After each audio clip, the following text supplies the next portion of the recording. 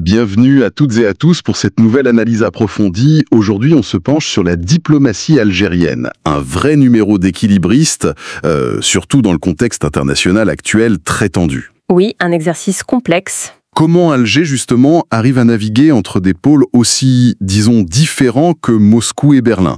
C'est vraiment la question qui nous intéresse. Et tout ça part de rencontres assez récentes, très médiatisées d'ailleurs, du ministre algérien des Affaires étrangères Ahmed Attaf.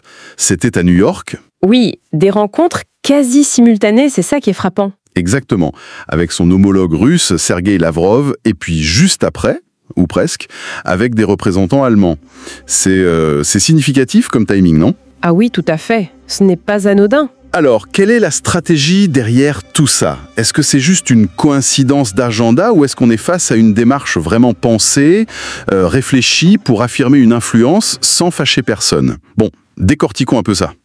Ça interpelle forcément, surtout dans la période actuelle de polarisation géopolitique qu'on connaît.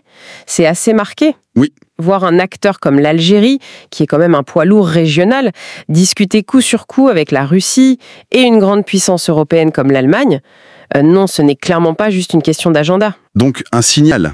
Oui, ça signale une volonté affirmée de ne pas se laisser coincer dans des logiques de blocs toutes faites. L'idée, c'est plutôt de tracer sa propre voie en fonction de ses intérêts nationaux. C'est une affirmation d'autonomie stratégique, mais en actes concrets. Et cette quasi-simultanéité, ce ballet diplomatique à New York, on a presque l'impression d'une mise en scène, non? Un message envoyé à tout le monde, Alger parle à qui il veut, quand il veut. C'est ça. Et sans demander la permission. Voilà. C'est là que ça devient vraiment intéressant, je trouve. Ce n'est pas qu'une posture, c'est une démonstration de capacité.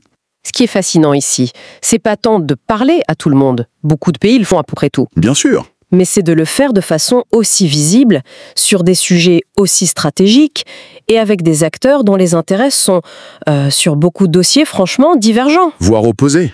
Ça relève d'une stratégie délibérée. Certains parlent de multi-alignement ou de non-alignement actif. Ce n'est pas la neutralité passive ou de la guerre froide, hein. Non, c'est différent. C'est une démarche proactive. L'objectif, c'est de maximiser sa marge de manœuvre. L'Algérie dit, en substance, notre lecture du monde, c'est la nôtre, nos intérêts sont spécifiques et on agit en conséquence, en parlant avec qui on juge pertinent. Justement, si on regarde de plus près les discussions avec Lavrov, les sujets abordés ne sont pas anodins non plus. On parle de la situation régionale, bien sûr, mais surtout de deux dossiers ultra sensibles pour Alger. Oui, lesquels? D'abord, la question du Sahara occidental. C'est le point de friction historique avec le Maroc, et c'est une clé de voûte de la diplomatie algérienne depuis toujours, quasiment. Oui, ça structure une énorme partie de leur politique étrangère et même de défense depuis des décennies. C'est fondamental pour eux. Exactement. Et l'autre dossier, c'est l'instabilité chronique au Sahel, juste à leur porte sud.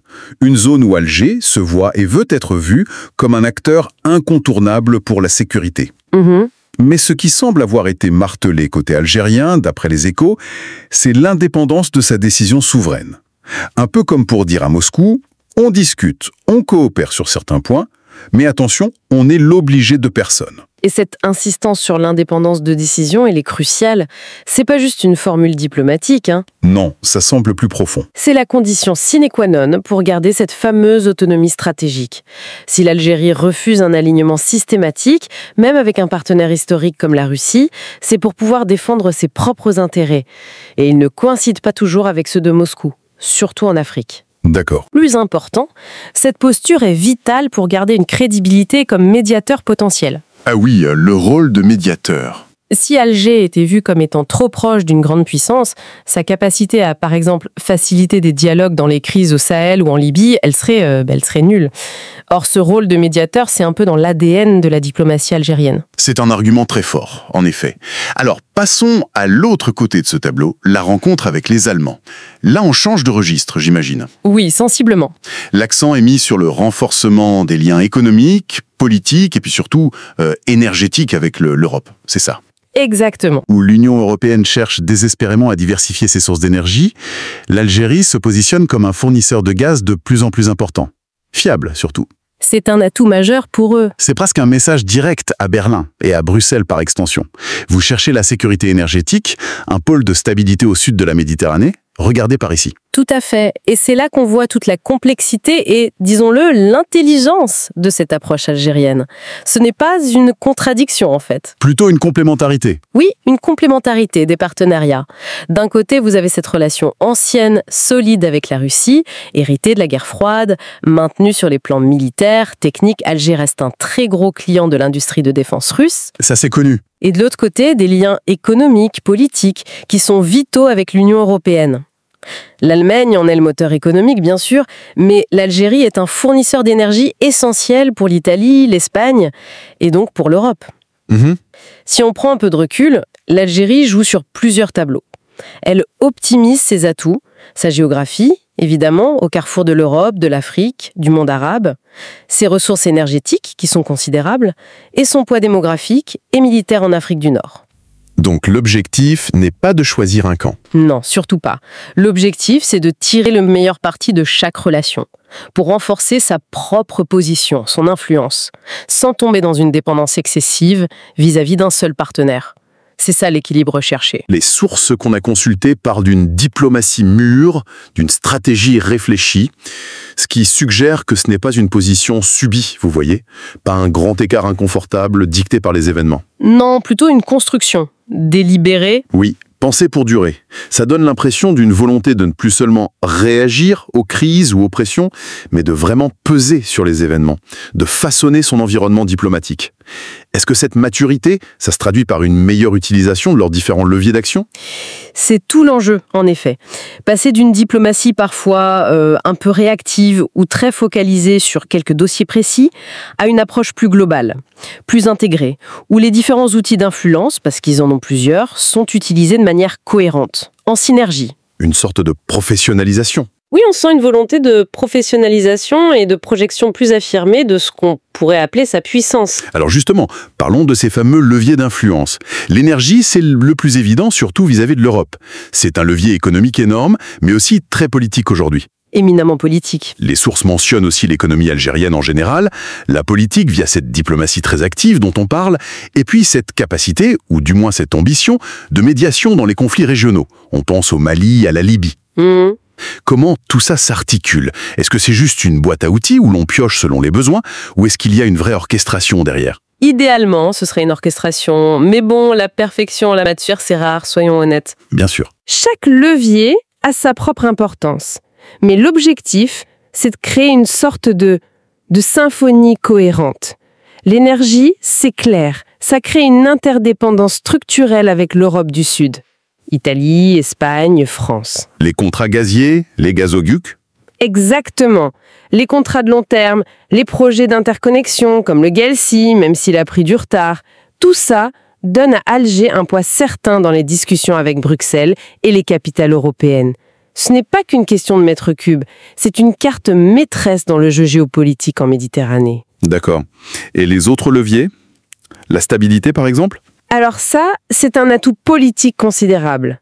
Quand on compare avec la situation en Libye, où l'explosion au Sahel, le terrorisme, les trafics, les coups d'État à répétition. C'est vrai que la région est très instable. L'Algérie apparaît, malgré ses propres défis internes qu'il faut pas nier, comme un pôle de stabilité relative. Et ça, c'est précieux. Les Occidentaux, mais aussi les Russes, les Chinois, tout le monde a besoin d'interlocuteurs stables dans cette région hautement stratégique. Alger le sait très bien et en joue. Et ce rôle de médiateur, alors, on a l'impression qu'il est parfois mis en avant, parfois plus en retrait.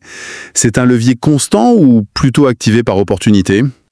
C'est un levier qui s'appuie sur un capital historique, ça c'est indéniable. On se souvient de la médiation dans la crise des otages américains en Iran en 80. Oui, un grand succès diplomatique. Ou plus récemment, les accords d'Alger pour le Mali en 2015. Même si leur mise en œuvre est extrêmement compliquée aujourd'hui. C'est le moins qu'on puisse dire. Cette tradition donne à la diplomatie algérienne une certaine légitimité pour parler à différentes parties dans des conflits très complexes.